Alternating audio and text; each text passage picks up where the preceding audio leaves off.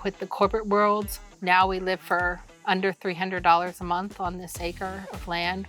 I feel like I got my life back. I got a chance at retirement and I got time with my husband back that I didn't have for many years. Hi, my name is Melanie and this is our tiny house and our tiny house homestead, so let's go take a tour.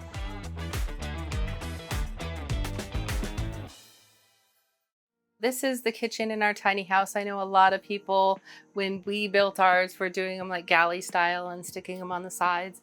We wanted ours to the front because we could get the full use, and it was kind of out of the way of the main area of the room.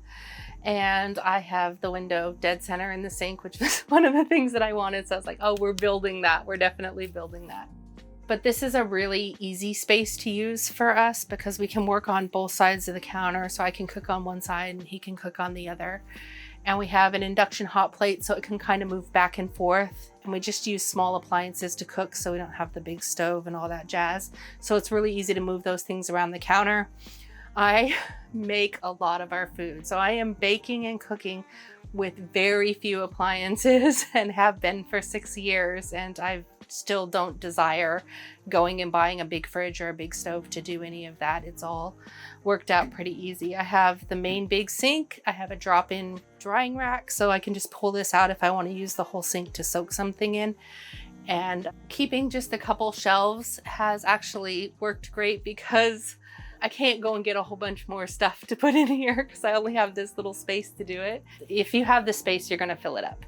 And I didn't want to fill it up. And that's one of the things that I like about it is we have exactly what we need and it doesn't take us a long time to clean it or take care of it. As far as what we're producing on the land food-wise, I'd say we're producing in the garden 30 to 40% of what I'm canning for the household. My goal is to get somewhere between 70 to 80% production. And that's going to take a while with getting the soil up and going in the garden. It's not a fully dependent system, but it's better than having nothing. And we just keep working at it every year to get it better and better. Our stairs double as our storage in our tiny house. And this is the one area that we have rebuilt like 4 times since we've been tiny. So we started with this pantry first, and we have our toilet paper and jellies and jams and everything all the way up and down this. And this used to be a cupboard, and we converted it to a pull-out so that I could put all of my canning stuff in here. We pushed the whole staircase forward and added in the canning rack, and this holds over 50 jars right here. We don't have a ton of spots for clothes and stuff and all that, but we did design the house to be able to store for food.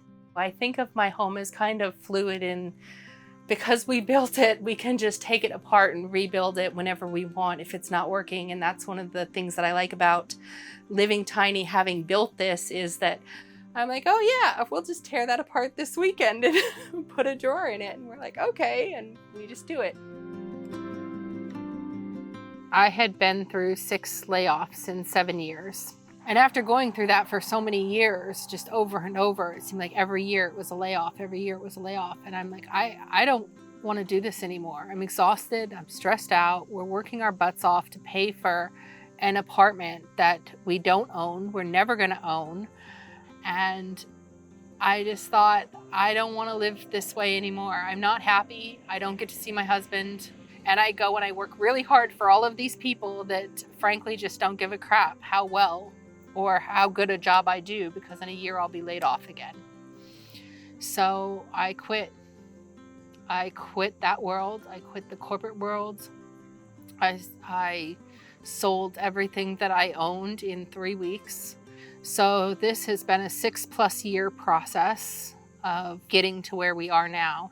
And now we live for under $300 a month on this acre of land. We run our own business, so we don't have to worry about layoffs. And we can work really hard and enjoy what we do and still have time together and to be able to be creative and fun and build all these cool things and learn all these new skills. So I feel like I got my life back. I got a chance at retirement and I got time with my husband back that I didn't have for many years. This is our main living area, and we opted to add in hammocks because they can hang against the wall, they can be taken down, and we can use the space for other things. So we have, an area where we can do yoga. My husband and I can dance if we want to. We can play with the dog. We can sit on the floor. Like, it's very functional space. We have a flip-up table in the main area. This was built out of a piece of live edge that I purchased from a local sawmill. This spot, if I turn around, opens up and becomes a desk so that I can sit there and do writing or reading or whatever. Now, my husband and I, we share the spaces in the tiny house, but we have another office upstairs, so that's usually the one that he ends up using most of the time. But we kind of switch back and forth, so it's not like a dedicated space. This is all mine, that's all his. It's just whoever needs to use it uses it. It's very flexible.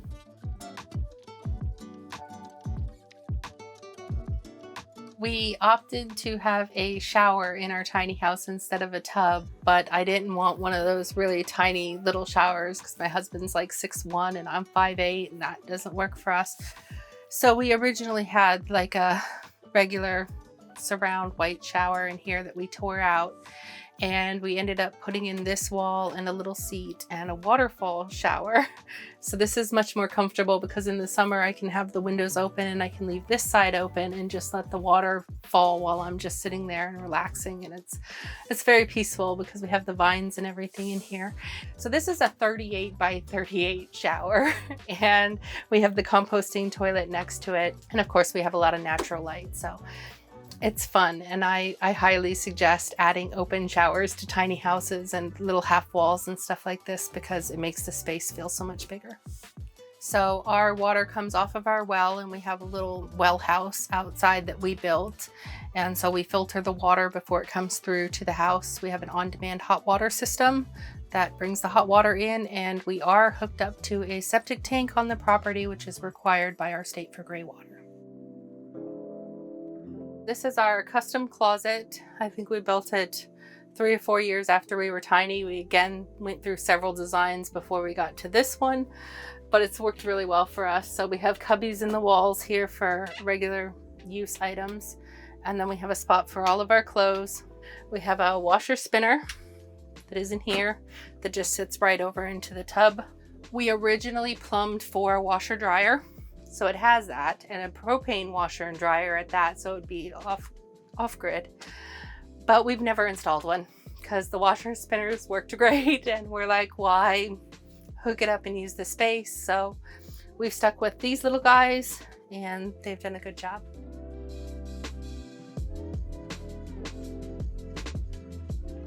This is our main bedroom loft, and this is one of the reasons that we built our house with a 4-degree pitch, is because this is like 54 inches tall, and for somebody who is a taller person, my husband and I, we did not want these little claustrophobic lofts. So we have hopper windows on each side, which give us a great breeze in the evening, and a 36 by 36 egress window behind us. This loft can hold a California king bed, but we have a queen in it right now. We have the wall storage, of course, and this is kind of the only storage that we have up here for anything. People always complain that lofts are hot spaces. I think because our mini splits up here and this is open and big, we don't really have a problem with it getting too hot up here. So this is our 4-foot by 8-foot loft. We have a little floor recliner. This guy rolls out and does become like a bed or a lounge that you can hang out and read on, which is really nice. And when we have the windows open, you get a nice breeze. We have a little desk. It's on wheels, so that I actually pull over the chair, and there's a little side table there that you can use to pull up here and set a drink on. This is mainly used as a working loft.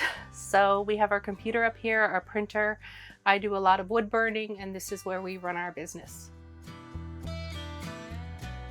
We built the tiny house on wheels in 2018. It was $27,000 worth of materials to build, but we did all the labor and we built it in 7 days. So it was a very fast and furious build. It took 5 of us to do that. We purchased our land, which is 1.07 acres. and we got it for $16,000. And how we did that was we bought a distressed property. So this property had a burnt down house and two 10 by 40 mobile homes on it. And it had trash and debris and dead animals, and it was covered with ticks, and it was a horrible disaster of a piece of property. But it had a well, it had septic, it had an electric pole, it had a driveway, and one whole side of it is a stream.